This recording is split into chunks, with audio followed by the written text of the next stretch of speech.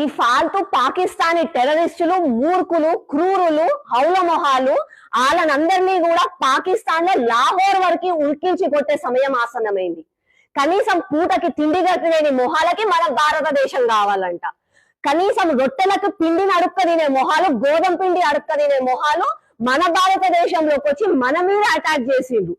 ఒకప్పుడు చరిత్రలో విన్నాం, ఎక్కడో మొఘలైల నుంచి మన దేశంలో చొరబడి మన భారతదేశంలో మన ధర్మం అడిగి మనని చంపిన వాళ్ళ గురించి, రజాకార్ల గురించి, మొఘలైల గురించి విన్నాం, చరిత్ర పుస్తకాలలో చదివినాం. కానీ నిన్న సాక్షాత్తు మన కళ్ళ ముందల ఇంత దౌర్భాగ్యాన్ని చూడాల్సి వచ్చింది మనకి.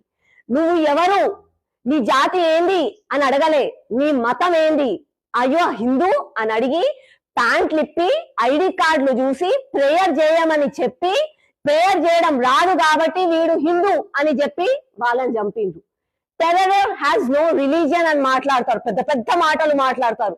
ఏమైంది వాళ్ళందరికీ? ఇంకా వాళ్ళది చేయడమే కాక వెయ్యిని మోడీకి చెప్పుకోపోవాలన్నారంట.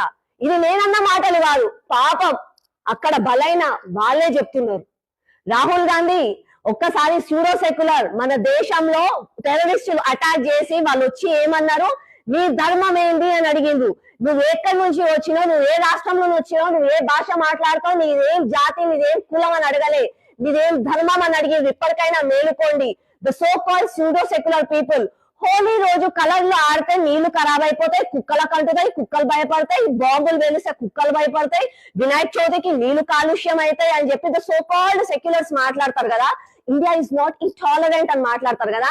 ఎక్కడ పోయింది ఈ రోజు మీ నోర్లు? మూగపోయినది ఎందుకు? బయటికి రండి, వచ్చి ప్రతి ఒక్కరికి చెప్పండి, మాట్లాడండి, యునైటెడ్ గా ఉండమని చెప్పండి. ఈద్ కా జవాబ్ పత్తర్ సే దేంగే. నేను ఈ మాట అనడానికి కారణం ఏంటంటే ఈ రోజు మన భారతదేశంలో అవుతున్న అటాక్స్ అన్ని సెలెక్టెడ్ గా జరుగుతున్నాయి. మొన్న మహారాష్ట్రలో, వెస్ట్ బెంగాల్లో, తర్వాత ఈ రోజు కాశ్మీర్ లో సెలెక్టెడ్ గా నువ్వు హిందూ అయితే నిన్ను చంపేస్తున్నారు. ఇప్పటికైనా అందరూ మేల్కోండి, ముళ్ళుని ముళ్ళుతోనే తీయాలి. Never forget, never forgive. Bharat Mata కీ జై.